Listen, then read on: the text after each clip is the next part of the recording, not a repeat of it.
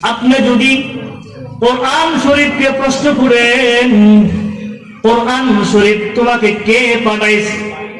কোরআন শরীফ বলবেন তানজিলুম মির রাব্বিল আলামিন। কোরআন শরীফ উত্তরে বলবে আল্লাহ তাআলা আমাকে দুনিয়াতে পাঠাইছেন। কোরআনকে যদি বলেন এই কোরআন তোমার নাম কি? কোরআন উত্তরে বলবে বাল হুয়া কুরআনুম মাজিদ। কোরআন উত্তরে বলবে আমার নাম কুরআনুম মাজিদ। কোরআনকে যদি প্রশ্ন করেন কার মাধ্যমে তুমি দুনিয়ার মধ্যে আসছো?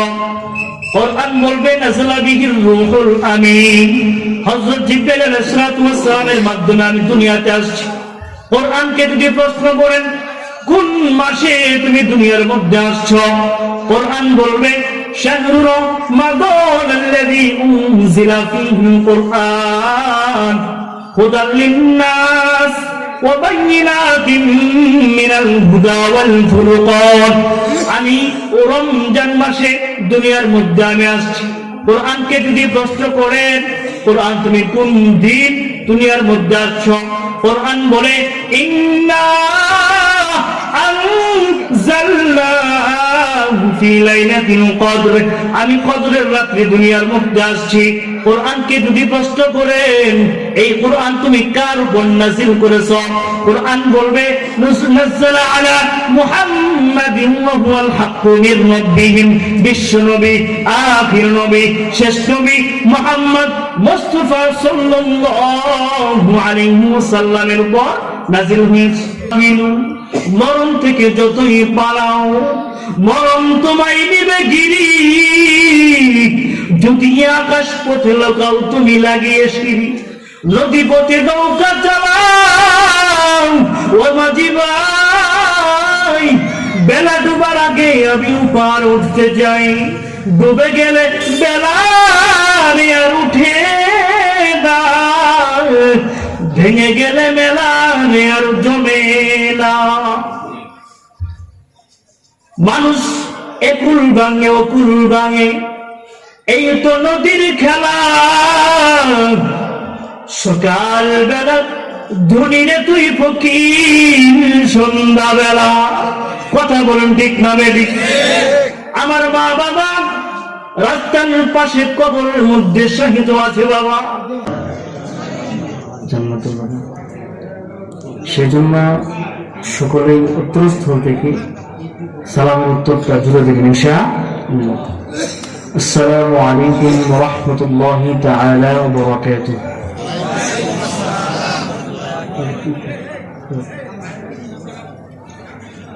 الحمد لله الذي جعل الشمس والقمر بحسبان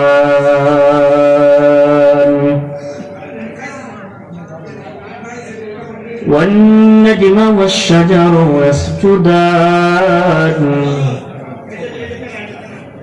وفضل زمانا على زمان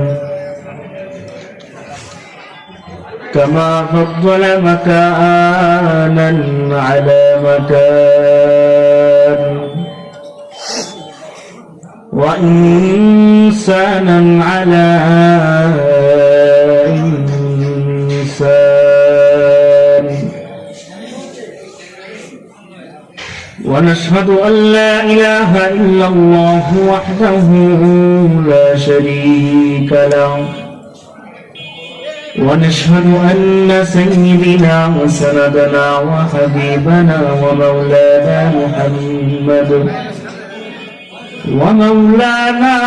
محمدا عبده ورسوله. أعوذ بالله من الشيطان الرجيم. بسم الله الرحمن الرحيم.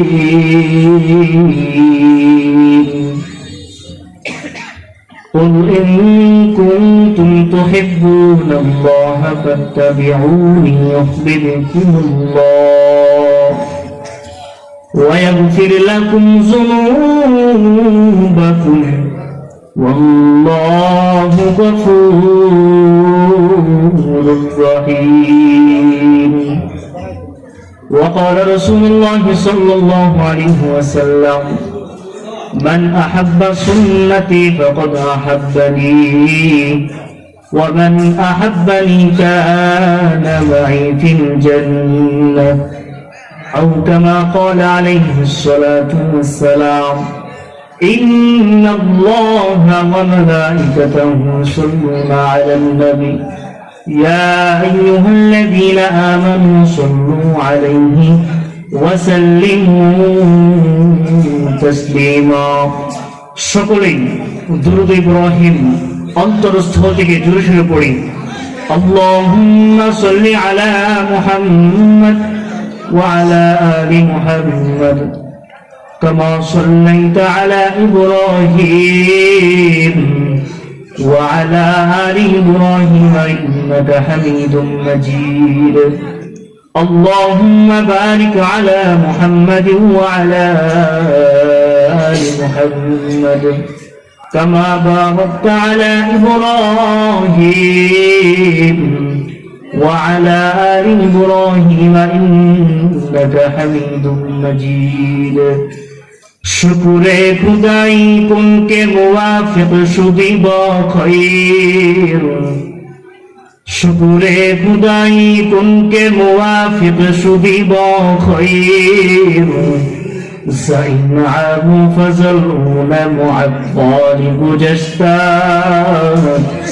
زین عام فضلون معطال گجشتہ मन्नत मने के खिदमते सुल्तान हबीबुनी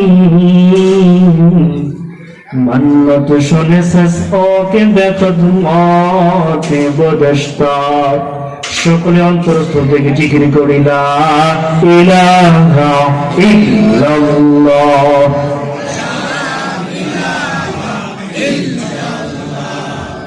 لا إله إلا الله لا إله إلا الله لا إله إلا الله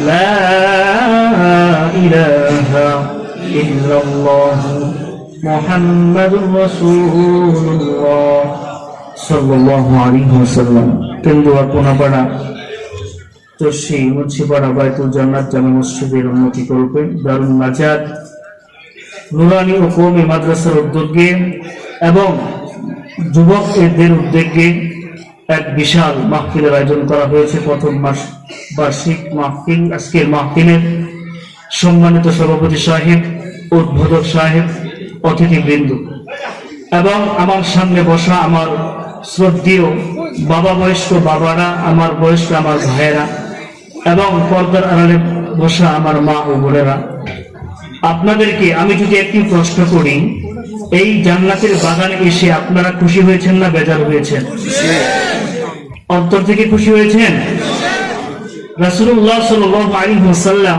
সহিহ বুখারীর মধ্যে বলেছেন দল ফেরেশতা এই দলের ছবিটা নিয়ে আল্লাহর কাছে চলে যায় কার কাছে চলে যায় কেমন চলে যায় একদল ফেরেশতা কোন কোন লোকগুলা এই জান্নাতের বাগানে বসছে এই ছবিটা নিয়ে আল্লাহ সুবহানাহু ওয়া তাআলার কাছে চলে যায় যাওয়ার পরে আরেক ফেরেশতারা পিছন থেকে তাদেরকে টানে ডাক দিয়ে বলে আমি যাব আল্লাহর কাছে বলার জন্য অমুক অমুক বান্দাগুলা জান্নাতের বাগানে আসছে আরেক দল ফেরেশতা বলে আমরা যাব আরেক দল ফেরেশতা বলে আমরা যাব এরকম ফেরেশতাদের মধ্যে একটা রিমিজিমি তৈরি হয়ে যায় তখন ওখানকে সকল ফেরেশতারা পরামর্শ করার পরে আল্লাহ সুবহানাহু ওয়া তাআলার কাছে যায় যাওয়ার পর বলে হে আল্লাহ অমুক জায়গায় কেন্দুয়া কোনাপাড়া চরশি মুন্সিপাড়া মসজিদের উদ্যোগে একদিন ব্যাপী ইসলামী মহাসম্মিলনে তোমার এই বান্দাগুলো আসছে। আল্লাহ বলেন, হে ফেরেশতার দলেরা, যেই বান্দাগুলোর ছবি আমি আল্লাহর কাছে নিয়ে আসছ, এই বান্দাগুলাকে আমি আল্লাহকে দেখেছে? তখন ফেরেশতারা বলে, না, আল্লাহ আপনাকে দেখে নাই। এই বান্দাগুলাকে আমার নবীকে দেখেছে? তখন ফেরেশতারা বলে, না, দেখে নাই। এই বান্দাগুলাকে জান্নাত জাহান্নাম দেখেছে? তখন বলে, না, জান্নাত জাহান্নাম দেখে নাই। এই বান্দাগুলা আমি কেমনে জান্নাত সুন্দর করে সাজাইছি, জাহান্নাম যে আযাবের গর্ত বানাইছি, এটা কি দেখেছে? তখন বলে, না, দেখে নাই। তখন আল্লাহ ওই ফেরেশতাদেরকে বলে, এই বান্দাগুলা কি?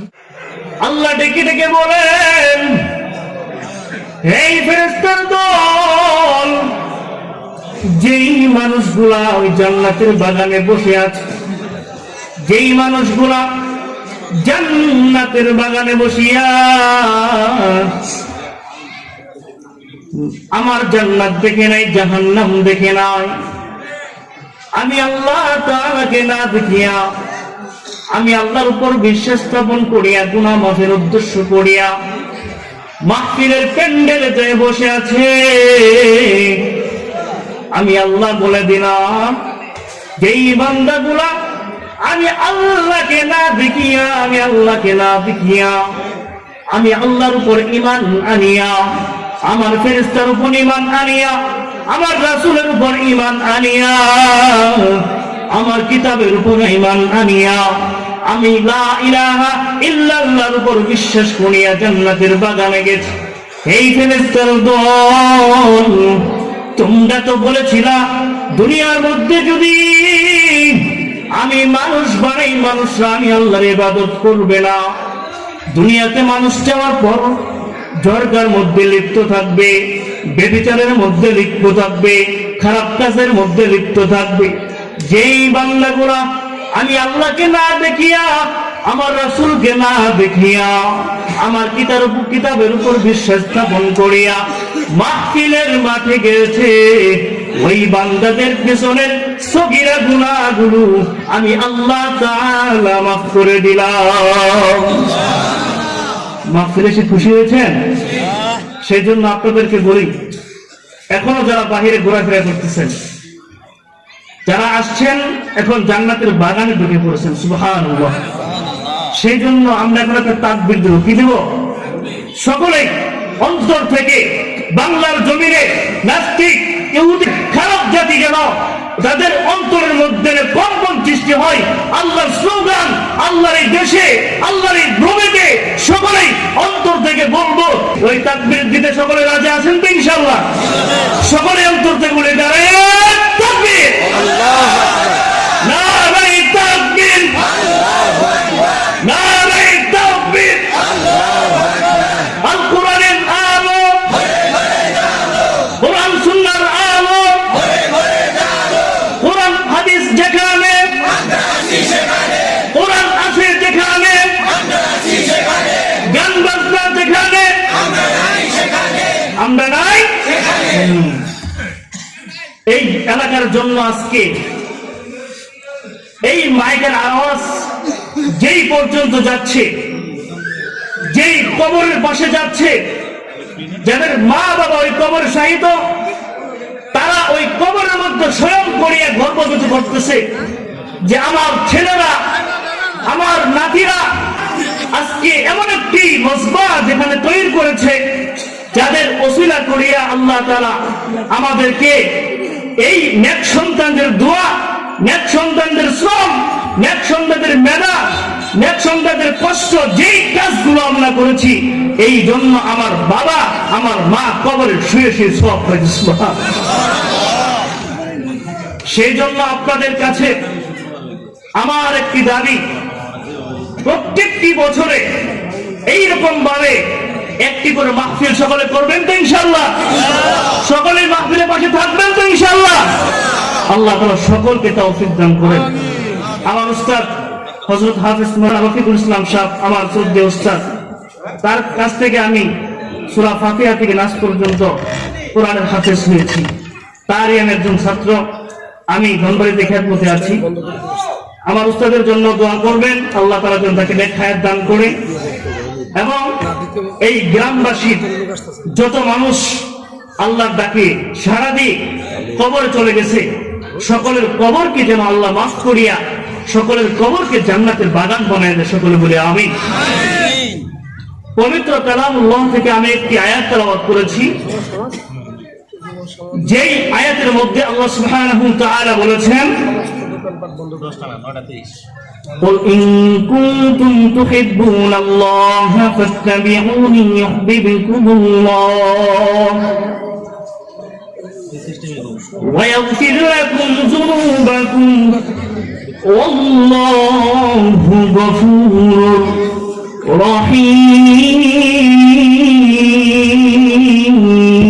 رحيم الله أكبر আল্লাহ তাআলা বলেন, হে নবী আপনি বলে দেন, ইন কুনতুম তুহিব্বুনাল্লাহ, তোমরা সবার প্রথম আমি আল্লাহ তাআলাকে ভালোবাসো। সবার প্রথম কাকে ভালোবাসতে হবে?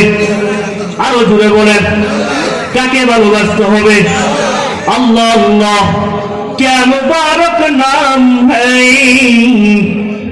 अल्लाह अल्लाह आशिकों का काम है। আল্লাহ বলেন, করতে করতে এই বান্দা যখন সমাদ ডাক দিয়ে আল্লাহ তাআলাকে ডাক দিয়েছেন, আল্লাহ হলেন আর রহমান,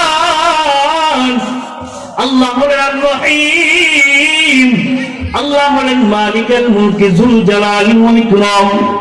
দুনিয়ার মানুষ খাবার জন্য কষ্ট করবে, টাকার জন্য কষ্ট করবে, সময়ের জন্য কষ্ট করবে, রোগান্বিত অবস্থায় কষ্ট করবে।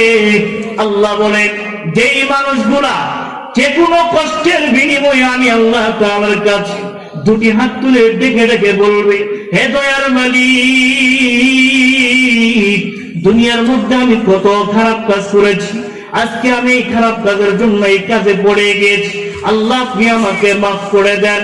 বান্দা যখন আল্লাহ তাআলার কাছে দুটি হাত তুলে আমিন আমিন করে, আল্লাহ বলেন, আমি আল্লাহ আমার রহমান, আমি আল্লাহ তাআলা দুনিয়ার সকলের জন্য রহমান।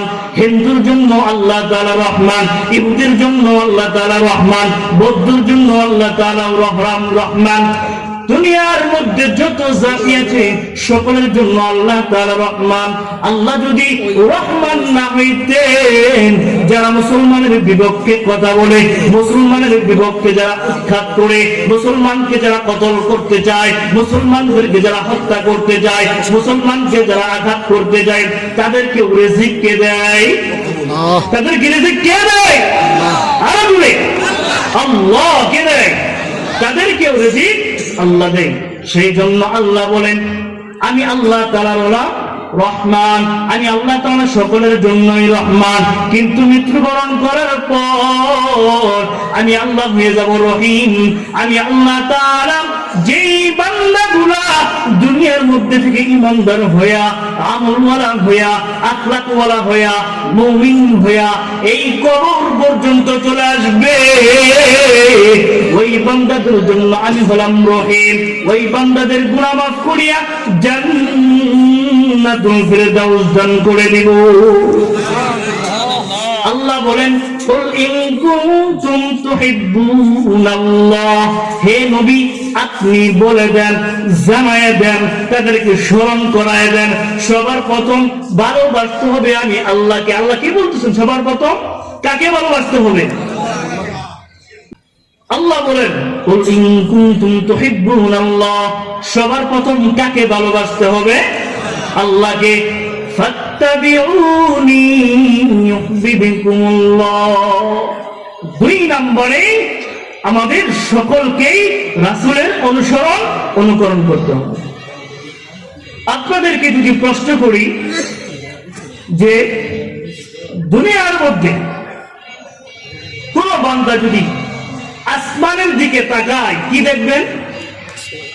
সাদা একটি আসমান দেখবে, আকাশ দেখবে, অথবা বরফ জাতীয় জিনিস দেখবে সাদা। কেউ যদি জমিনের দিকে তাকায় কি দেখবে? মাটি দেখবে। কেউ যদি পুকুরের দিকে তাকায় কি দেখবে? পানি দেখবে। কেউ যদি বৃক্ষের দিকে তাকায় কি দেখবে? গাছ দেখবে।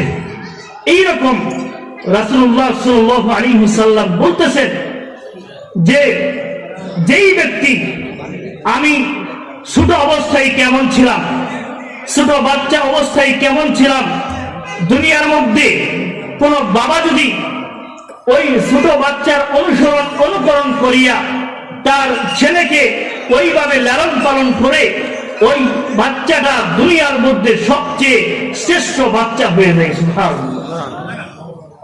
এরকম কোন বাবা যদি শ্রেষ্ঠ বাবা হতে চায়, যদি আমাদের নবীর যখন বাবা ছিল কিরকম চলাফেরা করছে, কিরকম ভাবে ঘোরাফেরা করছে, কোন বাবা যদি রাসূলুল্লাহ সাল্লাল্লাহু আলাইহি ওয়াসাল্লামের দিকে তাকায় এবং বুঝতে চায় যে কিরকম বাবা ছিল, ওই বাবা যদি রাসূলের অনুকরণ করে, ওই বাবা দুনিয়ার মধ্যে শ্রেষ্ঠ বাবা হয়ে যায়। সুবহানাল্লাহ।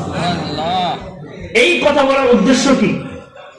যে আমাদের গ্রামে মাদ্রাসার কি পরিমাণ দাম আল্লাহ তাআলা দিয়েছেন।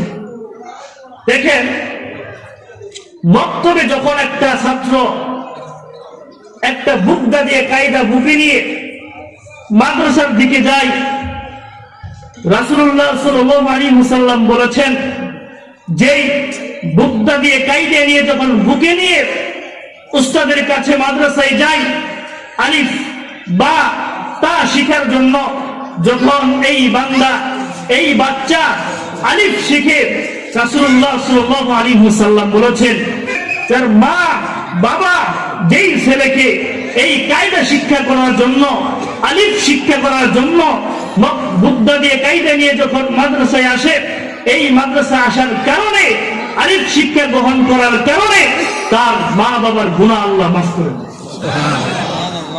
এরকম আমরা অনেক কিতাব পড়েছি দেশের মধ্যে, বাংলা, অঙ্ক, ইংরেজি, ভূগোল, ইতিহাস, যত বই রয়েছে সকল বই যদি আপনি মুখস্থ করতে করতে করতে করতে যদি আমি একেবারে মুখস্থ করে ফেলি, আমার আপনার আমলনামায় একটা নেকি লেখা হবে? হবে না। কেন? এই কিতাবটা দুনিয়ার জন্য, আর ওই কিতাবটা আল্লাহ বলেন ফি লাউহিন মাহফুজ। আল্লাহ বলেন ওই কিতাবটা আমি আল্লাহ তাআলা লাউহে মাহফুজ থেকে দুনিয়ার মধ্যে পাঠাইছি। রাসূলুল্লাহ সাল্লাল্লাহু আলাইহি ওয়াসাল্লাম বলেছেন, কুরআন ইমাম, তুমি আলেম হও, দুনিয়ার মধ্যে তুমি আলেম হও। যদি আলেম না হতে পারো, আলেমের ছাত্র হও। আলেমের ছাত্র যদি হতে না পারো, তাহলে তোমার ছেলেকে আলেম বানাও। তাও যদি না পারো, তুমি তোমার মেয়েকে আলেমা বানাও। তাও যদি না পারো, আলেমদেরকে ভালোবাসো। তাও যদি না পারো, আলেমদেরকে আলেমদের সহবতে তুমি থাকতে থাকো। তাও যদি না পারো, আলেমদেরকে এমন ভাবে একটা আলেমকে লজিং নিয়ে, অথবা একটা আলেম হইতে যে পরিমাণ টাকা খরচ, মাসে মাসে ওই পরিমাণ টাকা দিয়ে অংশগ্রহণ করো। আলেমের সাথে লেগেই থাকতে হবে।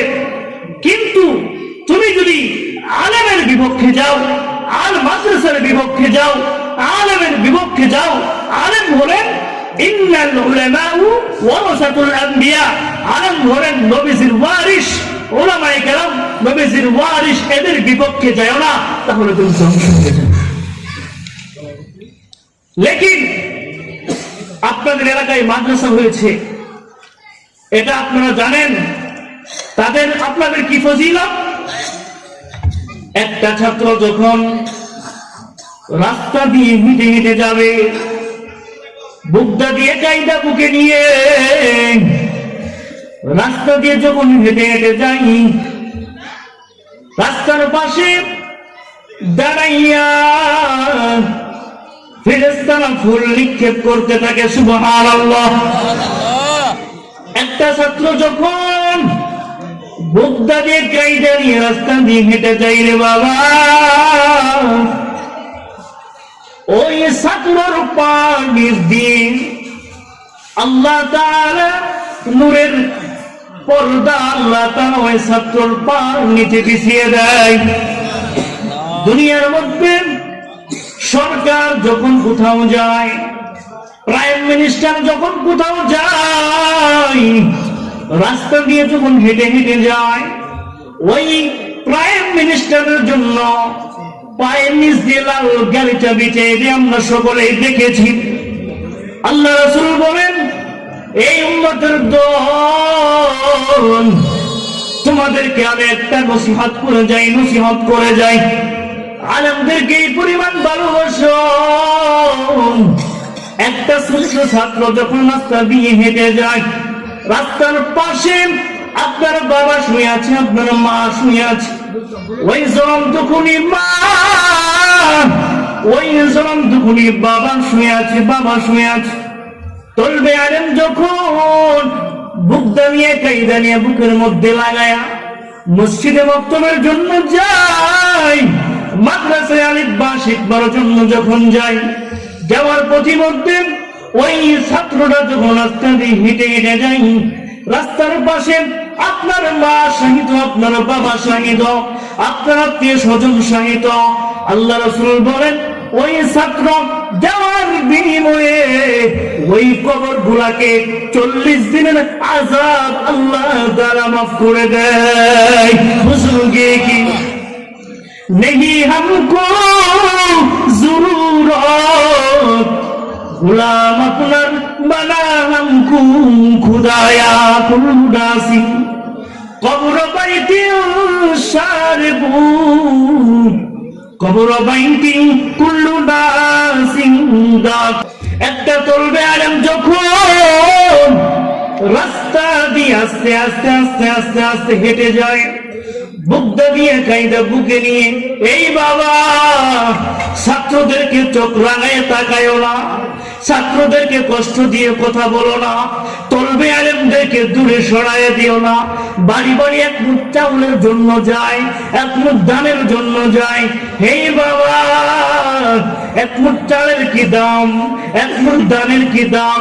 এই দামটা তুমি তলবে আলেমদেরকে দিচ্ছ না। তুমি যে ওই কবরে চলে যাবা, তোমার মা যে ওই কবরে চলে গেছে, তোমার বাবা যে ওই কবরে চলে গেছে, তোমার মা বাবা ওই কবরে শুয়ে শুয়ে এক মুঠ চাউলের সওয়াব, এক মুঠ ধানের সওয়াব তোমার মা বাবা ওই কবরে শুয়ে শুয়ে পাবে। সুবহানাল্লাহ।